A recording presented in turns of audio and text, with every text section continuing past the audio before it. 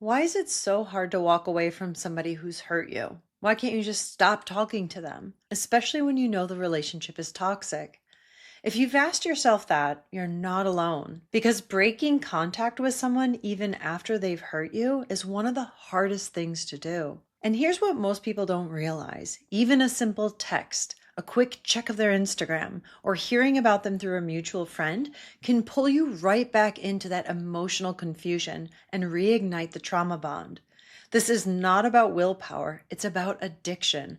The highs, the lows, the hope, it wires your brain to stay attached, even when your logic says to leave. And that's why research shows it takes most people 7 to 10 attempts to leave a toxic relationship for good, because the pull to go back is that strong.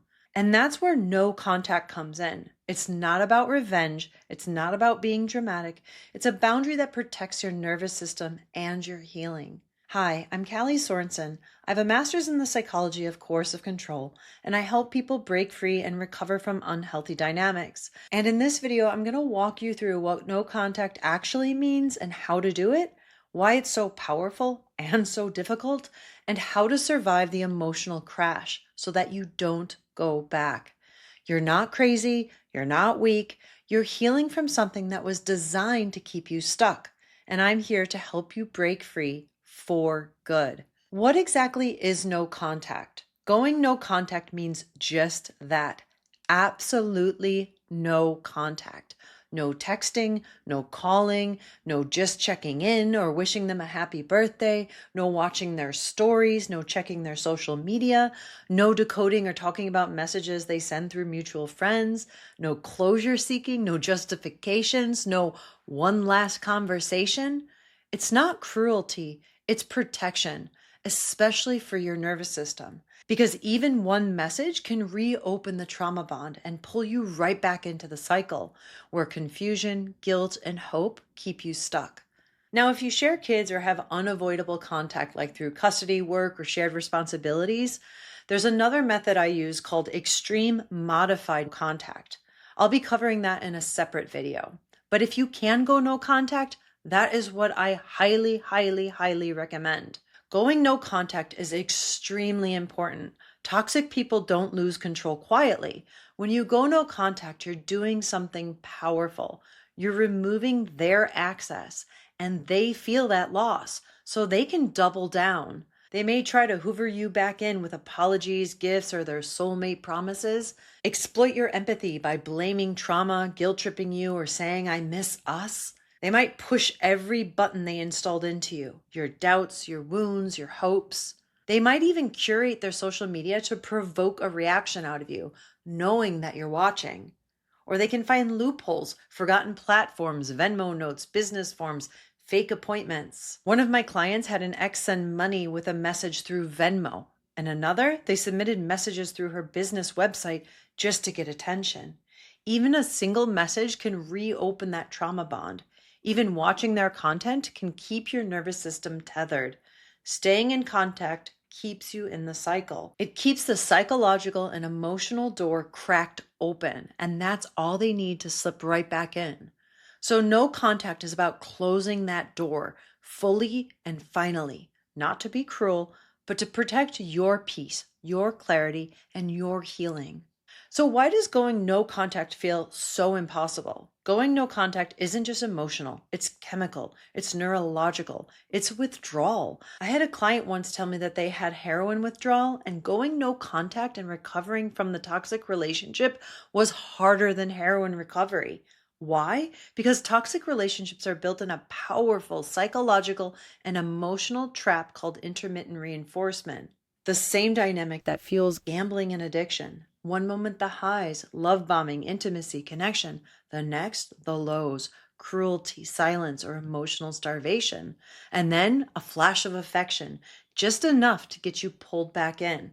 That cycle of highs and crashes rewires your brain and your nervous system. You start chasing the next apology, the next warm moment, the next maybe this time will be different.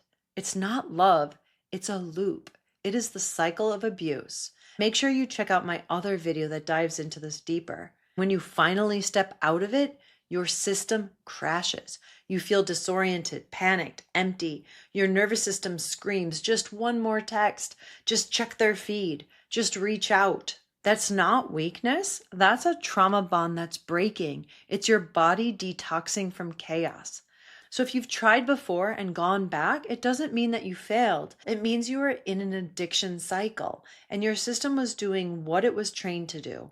But now that you can see the pattern more clearly, you have a choice. And with the right tools, you can break it for good.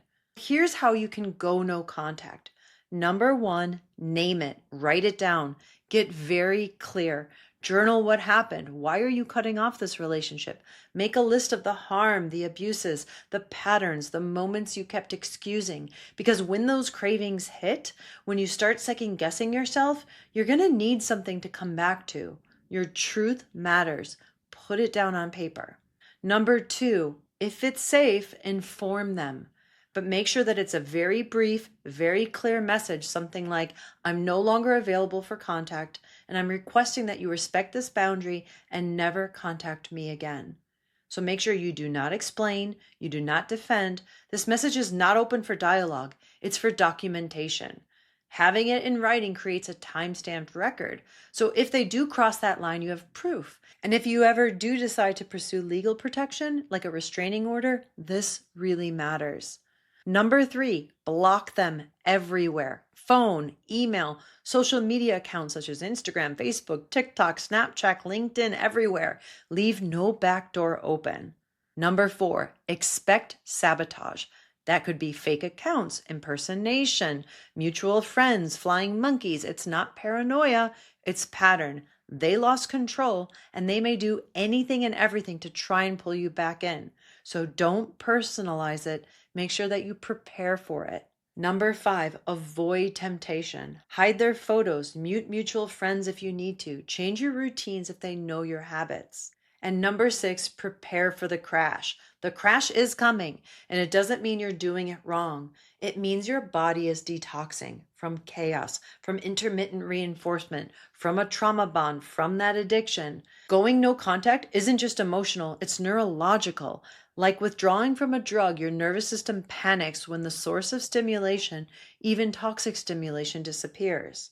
And that might look like craving their voice or their touch, justifying their behaviors, romanticizing the good parts, feeling disoriented, anxious, or empty. So don't wait to feel strong.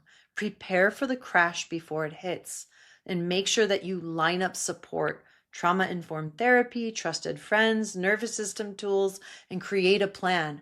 What will you do when that urge hits? Who are you going to call or message instead? You can also leave yourself notes or voice memos, reminders of why you left, truths that you want to anchor into. You can also write letters that you will not send. You can get out all of your feelings and emotions without going back. I tell my clients, when you want to text them, make sure that you message me instead. Be it a friend, a coach, a therapist, you need a buffer. Someone who can hold you steady when your system wants to reach out for that familiar pain. This withdrawal won't last forever, but you must plan for it like you would a detox. Structure, support, compassion. Because healing isn't about white knuckling it, it's about being resourced when parts of you are begging to go back. And number seven, make sure that you grieve. You're not just losing a person, you're grieving the dream, the hope, the fantasy, the image of who you thought they were. Let yourself mourn. This is a huge part of the process. And number eight, anchor into the truth. When the longing hits, go back to that journal, go back to your writings, reread the list of harms that they caused and why you left this relationship. Rewatch this video. You left for a reason. So what did you expect after going no contact? Intense loneliness, even if the relationship was painful, guilt and second guessing. Was it really that bad? Maybe I'm the one who's toxic. Cravings for their voice, attention, or validation. Dreams about them that leave you shaken. A flood of maybe I overreacted thoughts. These do not mean that you made the wrong choice. This means that you are detoxing. Your body is recalibrating. Your nervous system is grieving, not just a person, but the fantasy of what could have been and what it wanted it to be. So let that grief come. Feel it without making it mean that you should go back.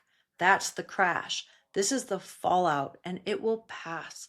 You're not broken, you're breaking a trauma bond, and that's exactly what healing looks like. So going no contact is not about punishment. It's not about being cold or dramatic or over the top. It's about choosing your peace over their access, your clarity over confusion, and you are allowed to protect yourself, even from someone that you once loved. You're allowed to completely close the door, even if part of you still aches.